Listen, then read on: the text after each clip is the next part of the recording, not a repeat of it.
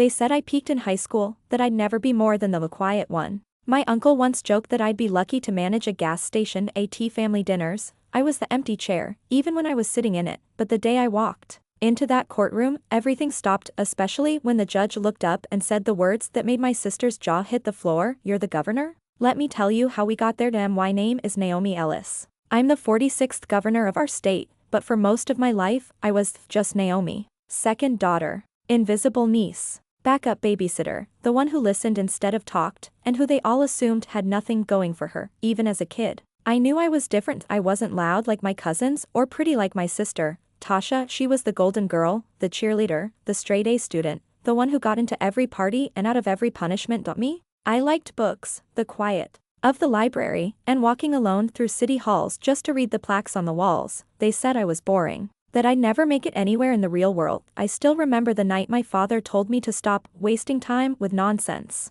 I'd been reading about campaign strategy that he looked at me, half laughing, and said, "You? Politics? Naomi, you can barely speak up at the dinner table." Everyone laughed, even Tasha. Especially Tasha, but while they laughed, I studied. Quietly I finished high school, went to a state college on scholarship, and double majored in political science and communications. No one came to my graduation. They were all at Tasha's engagement party the same weekend. I still sent them thank you cards. After college, I volunteered on local campaigns. I filed papers, knocked on doors, stayed late while others left early. I got used to being underestimated. IT became my fuel. I worked my way up, assistant to communications director, then campaign manager, then chief of staff, but still, no calls from home. At one point, my mom called and asked if I could babysit Tasha's kids for a weekend. When I said I had to be in D.C. for policy meetings, she actually said, "Policy? What policy? You work in an office, Naomi." They didn't want to hear it. Then came the special election, the lieutenant governor resigned suddenly, and the seat opened up. People from the party asked if I'd consider running the AT first. I laughed, then I realized, why not me? The day I launched my campaign, I didn't even tell my family, not because I was angry, but because I knew they wouldn't believe it. But the people believed that we knocked on 80,000 doors, raised more grassroots money than any candidate in state history. I debated seasoned politicians, and won. When I won the lieutenant governorship by a razor-thin margin, the phone rang that night. It was my mother. Her voice was small. "Naomi, I didn't know you were doing all that." I smiled. "It's okay, Mom. You weren't supposed to." 2 years later, I ran for governor, and I'd won. By then, they couldn't ignore me. Suddenly, I wasn't Naomi the disappointment. I was Naomi the one on the news. They started showing up to events, sharing photos, posting hashtags. But this story isn't about the campaign. It's about what happened with my sister, Tasha, my perfect, golden sister, the one who once called me a dusty bookworm, ended up in court over a fraud case. She and her husband had been running a fake real estate seminar scheme, promising poor families discounted homes that never materialized. They made thousands. Families lost everything. I didn't even know until I got a call from a colleague, a governor. "You might want to look at this," he said. Attached was a headline, "Tasha Ellis Moore, sister of the sitting governor, indicted in housing scam." My stomach dropped. Part of me wanted to pretend I didn't know her, but I couldn't, so I went to the courthouse. I didn't announce myself. I wore a plain coat and glasses. I just wanted to sit in the back. But as I entered, the bailiff spotted me. Then the judge's clerk. There was a pause as I took my seat quietly. Tasha didn't even look up at first. Then the judge entered, scanned the room, and did a double take. He leaned forward. "Is that Governor Ellis?" Gasps followed. Reporters turned. Tasha turned. "You're the governor?" The judge said, stunned. During recess, I stepped into the hallway. I didn't want to cause a scene, but Tasha followed me. Her heels clicked behind me. "Naomi," she said. "You came?" I turned. Of course I did. She looked cracked. Makeup heavy, hair fraying, voice shaken. She whispered, "I didn't think you'd want to be here." "You mean after all the years of mockery?" She flinched. "I was young. You were cruel." Tears formed. "I'm sorry." A long pause passed, then she asked, "Do you think you could say something to the judge on my behalf?" "Like what?" I asked. "Just that I'm not a bad person. That I was lost. You know how things spiral." I looked at her hard. "You conned families out of homes, Tasha." She shook her head. "It wasn't just me. Michael pushed me." I crossed my arms. "That's not what leadership is. You don't get to say, 'Someone else made me do it,' and walk free." She looked small again. "So, you won't help?" "I didn't come here to watch you fall," I said, "but I won't catch you if you keep pretending you didn't jump." Tasha got 5 years, her husband got 8. The courtroom emptied slowly, some people sobbing, others whispering. I remained seated for a long while after, listening to the echo of the gavel fade like a memory, finally dying. My phone exploded, reporters, press officers, party leaders. Everyone wanted a statement. A few were worried the connection to my sister would stain me, but most, they were watching to see what I'd do next, because that's what power does. It doesn't just invite attention.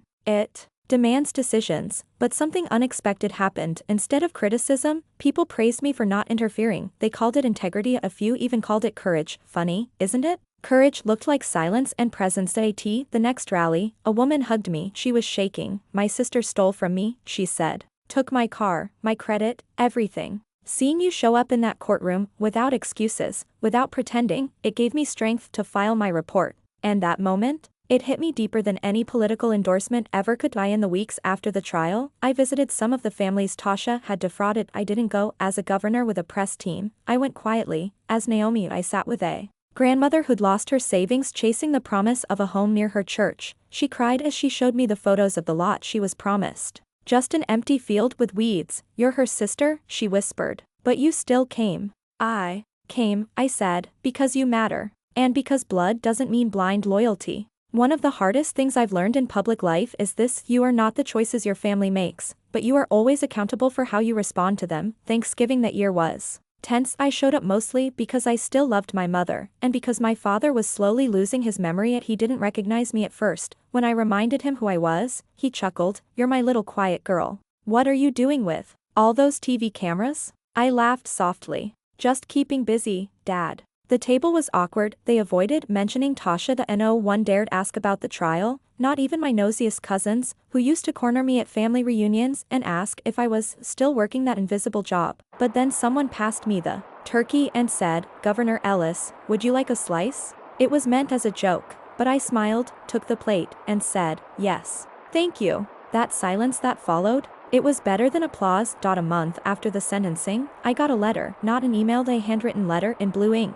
No return address. It was from Tasha. The it was the first real thing she'd said to me in years without it being wrapped in pride or performance. And Naomi, I don't deserve your forgiveness. But I wanted to write anyway. Because sitting in this cell has forced me to face what I've become and who I used to be when we were kids. You were always strong. I just didn't understand your kind of strength back then. You don't owe me anything. But I owe you the truth. I was jealous. You had depth. I had spotlight. But your kind of light lasts. Thank you for showing up. Even when I didn't deserve it. Love, Tasha. I sat with that letter for a long time. I didn't know if I'd ever write back, but I knew that part of me, the little girl who used to cry into her pillow after being called useless, needed to hear those words. I began funding a new initiative the following spring. It was called The Quiet Rise, a scholarship and mentorship program for girls who had been overlooked, underestimated, or silenced in their own families or communities. I met girls just like I once was, shy, unsure, dismissed, but underneath,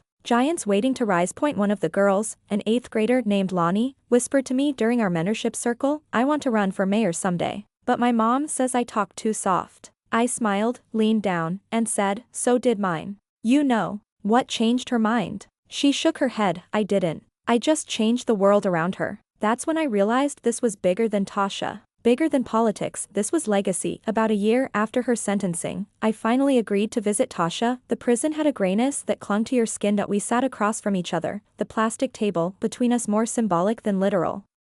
She looked softer. Not broken, but reshaped. "I didn't think you'd come," she said. "I wasn't sure I would either," I admitted. There was a long silence. Then she said, "I read about your program. The one for girls. It's not mine. It's theirs," I said. "I just opened the door." She nodded. "I wish I'd seen that in you sooner." I met her eyes. "I wish I hadn't needed your approval so badly." She looked down, fiddling with her hands. "I was a terrible sister." "You were a scared one," I said. "And so was I." There were no magic words. No cinematic hugs, just a quiet understanding that we were both evolving. A year later, I was re-elected by a landslide, not because of speeches, not because of policies, but because people saw something real, because I didn't hide from my sisters' shame, because I didn't run from the courtroom, because I stood, not to save her, but to witness the truth. And the public? They didn't just vote for me, they trusted me. But behind the headlines and applause, I knew what this victory really was, a line in the sand between who I used to be and who I refused to become. Not long after the election, I got a call from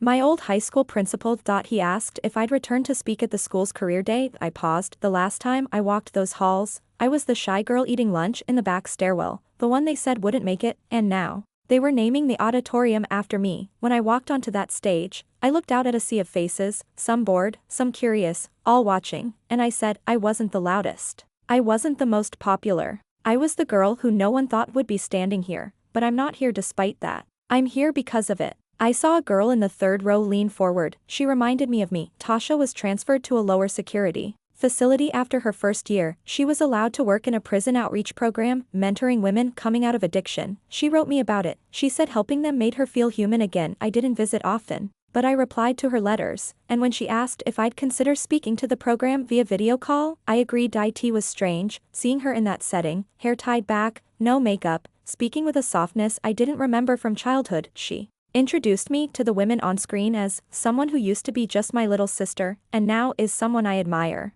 It was the first time in our entire lives she had said that out loud. One night, after a long day of policy meetings, I came home and pulled out a shoebox from the back of my closet. Inside were old report cards, campaign buttons, a single dusty photo of me and Tasha as kids, back when things were still innocent. I looked at that picture and thought about everything: the rejection, the silence, the victory, the weight, and I asked myself, would I go back and change any of it? The answer surprised me. No, because without their doubt, I wouldn't have found my drive. Without the silence, I wouldn't have discovered my voice, and without my sister's downfall, I wouldn't have fully understood what it meant to lead with compassion, not vengeance. Today, people say my story is inspiring, that it's proof you can rise from nothing, but they're wrong about one thing: I didn't rise from a nothing. I rose from something they just couldn't see. The belief I had in myself, quiet, uncelebrated, unconfirmed by family or friends, was the seed that never stopped growing, even when they tried to bury it. When girls ask me now, how did you keep going when no one believed in you? I tell them this: you don't need everyone to see your worth, you just need to not forget it. But if there's one moment that lives in my mind, one image that captures the full arc of this story, it's the look on my sister's face that day in court, when the judge paused, squinted toward the gallery, and said, "You're the governor?" The words didn't echo loudly, they didn't need to. The silence afterward made them ring louder than any gavel. In that instant, time slowed. Tasha's face changed. Not just surprise, there was something else: recognition, a dawning comprehension of everything I had become while she wasn't looking, while she was too busy laughing at me, dismissing me, labeling me. She didn't cry, she didn't speak, she just stared, as if trying to figure out how she missed it, how the sister she used to mock for reading political memoirs in middle school had become someone people stood up for. When she entered a room, she finally saw me, not just as family, not as the forgotten daughter, but as a woman who had built a life on her own terms, quietly, fiercely, unapologetically. That moment, it didn't heal everything, but it cracked open something for both of us. The media frenzy that followed the trial eventually faded. So did the headlines, but the questions didn't, and people kept asking me, how did you keep going when your own family didn't believe in you? Or, did it feel good to have your sister finally see who you are? And the honest answer is, it was bittersweet. It felt good, yes, but it also hurt, because I never should have had to prove myself to people who claim to love me. It reminded me that sometimes, the greatest victories are lonely. You win, but you still carry the bruises from the climb. Even after becoming governor, I had to remind myself that their silence was never a reflection of my worth. It was a reflection of their limitations. Tasha's sentence continued. Her letters became more thoughtful, less about asking for things, and more about giving. One in particular stuck with me. She wrote, "Naomi, I used to think power looked like attention, but watching you, I realized it's more about presence. You don't have to raise your voice to be heard, you just walk in truth, and somehow, that fills the room." It made me cry, not because I needed her praise anymore, but because it meant she was finally seeing the value in what I'd always carried: integrity, purpose, resolve. I'm still working on forgiveness. I don't forget the way she treated me, but I've learned that healing isn't pretending it didn't happen, that it's growing so far beyond it that it can no longer touch you. Sometimes I still dream about my younger self, the girl sitting at the top of the stairs, listening to her family laugh downstairs, wondering if she'd ever be enough. She used to rehearse sentences in her head before speaking. She used to shrink herself so others could shine. I wish I could wrap my arms around her, tell her that her quiet will one day be her crown, that no, she won't be the favorite, she won't be the prettiest, she won't even be invited to half the things that mattered back then, but she will become something stronger, someone unstoppable. She will walk into rooms people said she'd never belong. And she'll own them. As the years passed, I found family in unexpected places. I and my staff, who fought for policies with me like warriors. I and the young girls from underserved communities who wrote letters like, "Dear Governor Ellis, you make me believe I can become more than what they say." And even in voters, men and women who never cared about politics before, but who said seeing someone like me gave them hope. That's the thing they never tell you about being underestimated. You learn how to find strength inside. So when others finally arrived to cheer you on, you're already standing tall. I stopped waiting for my family to clap. Instead, I built my own audience, one made of people who saw me from the beginning, even when I was invisible.